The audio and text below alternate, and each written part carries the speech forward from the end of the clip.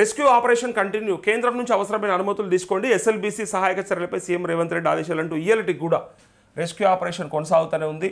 ఏదో ఆనాడు ఆగమాగం స్టార్టింగ్ డేస్లో ఎట్లనన్నా వాళ్ళని బయటకు తీసుకొద్దామని చెప్పి చేసిన వాళ్ళు ఇక తర్వాత రాను ఆశలు వదులుకున్నట్టుగా పైగా ఇంకా మెల్లగా ట్రై చేస్తున్నట్టుగా ఇక్కడ ఇగో క్లియర్గా ఎస్ఎల్బీసీ ప్రమాదంలో చిక్కుకున్న వారు ఆచూకీ కనుక్కునేందుకు అవసరమైన రెస్క్యూ ఆపరేషన్ కొనసాగించాలని సీఎం రేవంత్ రెడ్డి అధికారులను ఆదేశించారు. అసలు ఇప్పుడు ఏ పరిస్థితులలో ఉన్నాయో అసలు ఆ బాడీలు అవి ఏ పరిస్థితులు ఉన్నాయో నాకు అర్థమవుతలేదు. అసలు ఇక బాడీలే అని చెప్పాల్సి వస్తుంది. ఎందుకంటే వాళ్ళు బతుకున్నారనేది కూడా ఇక అసలు ఆశ్చర్యమే. అసలు బతుకుంటే ప్రసక్తే లేదు అనేది ఇక ఆల్మోస్ట్ ఫైనల్ అయిపోయింది. అయితే ఆపద సమయంలో చేపట్టాల్సిన అత్యవసర పనులకు కేంద్రం నుంచి అవసరమైన అన్ని అనుమతులు తీసుకోవాలని సూచించారు. సోమవారం మధ్యాహ్నం అసెంబ్లీ కమిటీ హాల్లో ఎస్ఎల్బీసీ సొరంగంలో జరిగిన ప్రమాద సహాయక చర్యల పురోగతిని సీఎం సమీక్షించారు.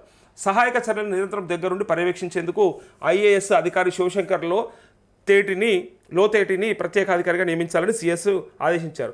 నెల రోజులుగా ప్రమాద స్థలిలో కొనసాగుతున్న సహాయక చర్యల పురోగతిని విపత్తు నిర్వహణ విభాగం ప్రత్యేక ప్రధాన కార్యదర్శి అరవింద్ కుమార్, కల్నల్ పరీక్షిత్ మెహ్రా సీఎంకు వివరించారు. మొత్తం 700 మంది సిబ్బంది ఈ ఆపరేషన్లో నిమగ్నమైనట్లు వెల్లడించారు.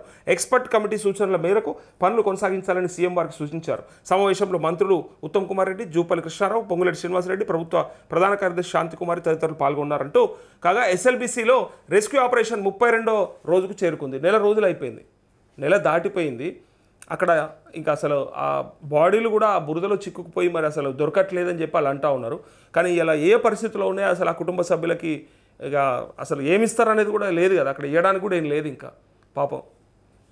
సో సొరంగంలో గత నెల 22న జరిగిన ప్రమాదంలో 8 మంది కార్మికులు గల్లంతయ్యారు. వారిలో గురుప్రీత్ సింగ్ మృతదేహం మాత్రమే కొద్ది రోజుల క్రితం లభ్యమైంది. మిగతా 7గురిని గుర్తించేందుకు దేశంలోని అత్యుత్తమ ఏజెన్సీలతో సహాయక చర్యలు కొనసాగిస్తున్నప్పటికీ పురోగతి కనిపించడం లేదంటూ వీళ్ళు అన్ని ప్రయత్నాలు చేస్తూనే ఉన్నారు. కానీ అయినప్పటికీ కూడా ఇక్కడ నేషనల్ డిజాస్టర్ ఫోర్స్ వాళ్ళు కూడా ట్రై చేస్తూ ఉన్నారు.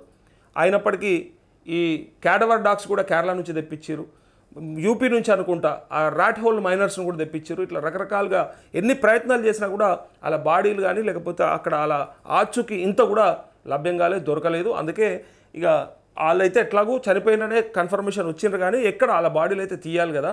సో అట్లనే పనులు కొనసాగించలేరు కదా, కొనసాగించకూడదు కదా. సో అందుకే దాన్ని ఎట్లయినా సరే గుర్తించాలనేది ప్రయత్నం చేస్తూ ఉన్నారు. ఇంకా నడుస్తూనే ఉన్నాయి కార్యక్రమాలు అని చెప్పి ఇక్కడ వార్త.